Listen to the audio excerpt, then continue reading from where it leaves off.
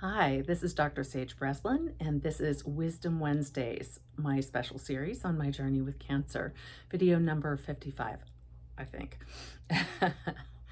So, kind of a different video, perhaps this week. I was speaking with a colleague yesterday, and we were getting to know one another.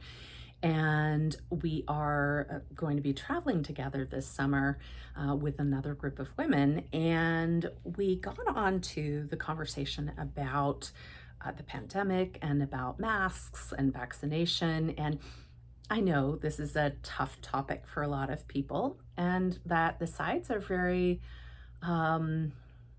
distinct. And I didn't really want to have a political conversation, nor do I really want to have a political conversation here.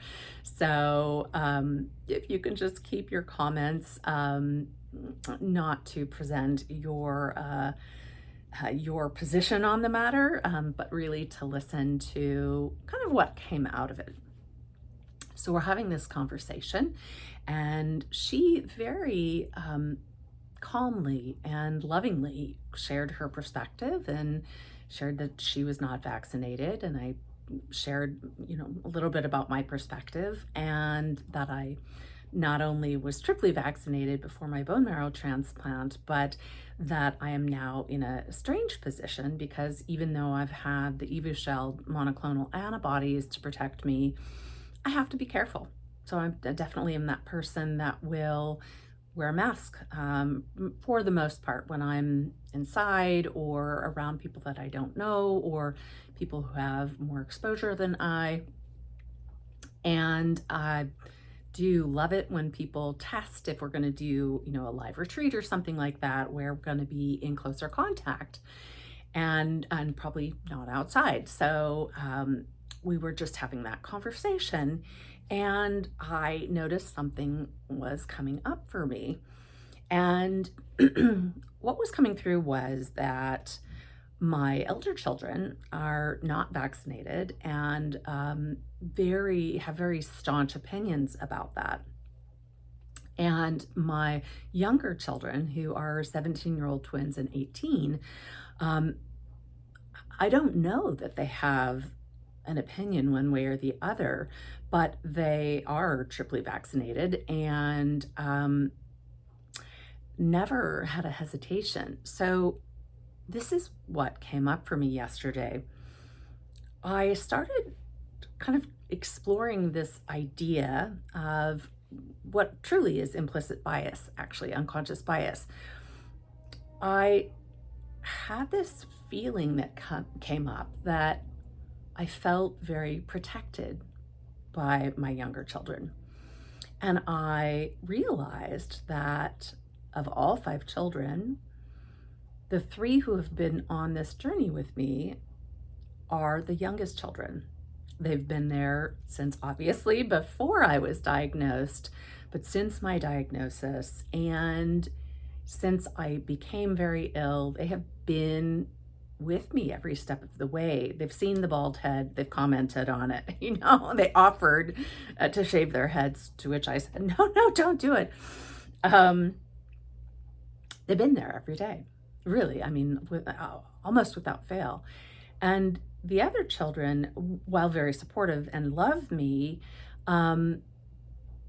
opted not to vaccinate, even when I asked them, actually pleaded with them to do so to keep me safe.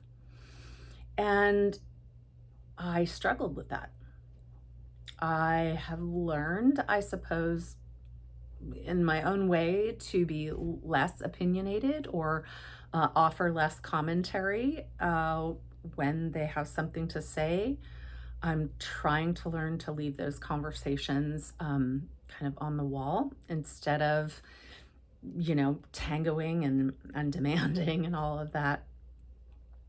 I have actually been very surprised at what I've heard in the past from them, nearly to the point of shocked, because I think what I wanted to hear was that, of course, they would do it for me. Of course, they would do it to protect me.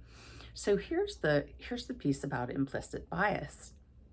I found myself really exploring this pretty intense feeling that somehow they didn't love me as much as the younger children, if they weren't willing to protect me in this way. Now, that is not true. All five of my children do love me, and I do feel loved by them. But below the surface was this weird lurking idea, this thought that was really giving me some stress. And when I pulled it out and, started to unpack it more and more, I actually realized that when I'm in places where other people are wearing masks, I feel better protected. I feel like somehow we share something. It may just be that they're not vaccinated, and I need that. I need the mask to feel safer and less exposed. So we may share nothing in common, but underneath the surface, that is where my mind is going. I noticed that in many discussions on Nextdoor, on different apps, on LinkedIn, Facebook, I noticed myself feeling pretty triggered and charged up whenever the subject came up. And below the surface was this sort of, again, weird, errant thought like, they just don't care about me. I am not important enough to them for them to choose vaccination or for them to choose to wear a mask. And it's so egocentric, actually, because they're them. They have their own opinions, their own thoughts, their own lives, their own reasons. And honestly, it's not personal to me at all.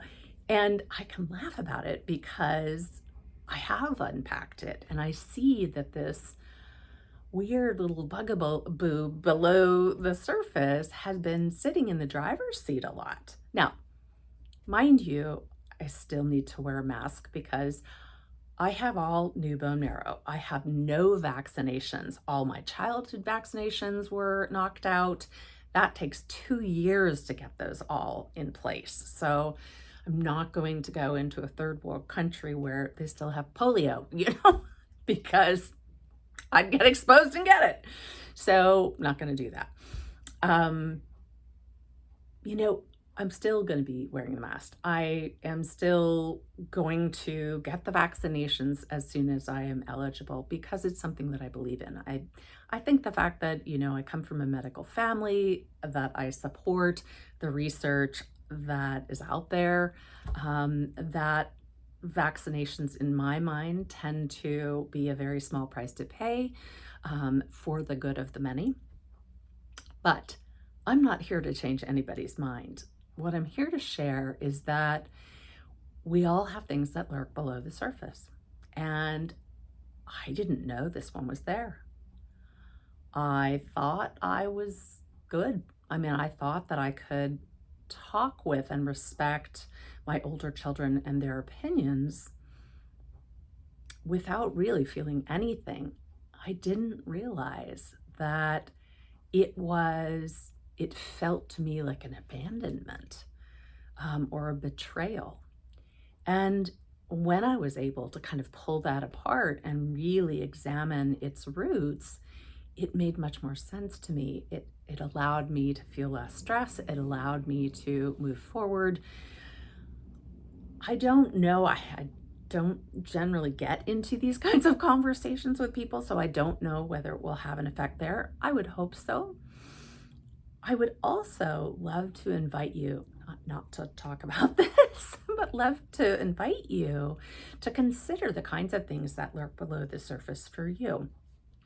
One of the reasons I do breakthrough work is because we often have other kind of versions of us sitting in the driver's seat. We often have these things that are lurking below the surface that climb up into the driver's seat and take over, sometimes when we least expect it or when we least desire it. And breakthrough work is really well designed for getting a hold of those limiting beliefs or ideas or feelings or memories that can do just that, that can hijack you. And by bringing light to those experiences that may hijack your sort of rational mind, right, and your normal behavior, we can resolve and we can allow you to make freer choice, right? To have free will as free will rather than being driven by something that you're not even aware you're being driven by. So I would invite for you to do some considerings of your own, not just on this topic, but to see if is there any time you feel like you've been hijacked by something that you don't know even exists. Have you ever felt like you made an impulsive decision and couldn't quite figure out why?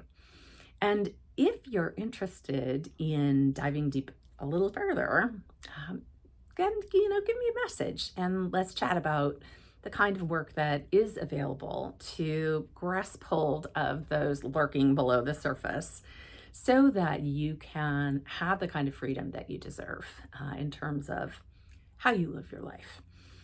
I am Dr. Sage Breslin. This is Wisdom Wednesdays, and I look forward to speaking with you. Have a great day or evening wherever you are.